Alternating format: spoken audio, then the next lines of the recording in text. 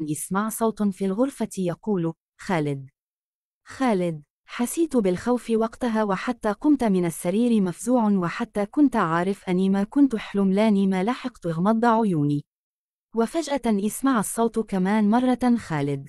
خالد. والصوت كان غريب ومرعب، لأنه كان صوت أنثوي مع فحيح فاعة.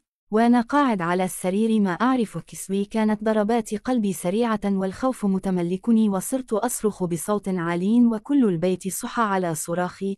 ودخلت أمي وسألتني: كسار لك؟ وهذه اللحظة كذبت على أمي، وقلت لها: مجرد كابوس ولا أكثر. وأمي طمنت وطلعت، وأنا أرجعت أنام. ثاني يوم بالليل كنت متمدد على السرير وما كنت نايم، بس مغمض عيوني، وفجأة أحس إيد ناعمة جدا تمشي على وجهي، واسمع صوت خفيف، وكان صوت بنت وتقول: خلودي.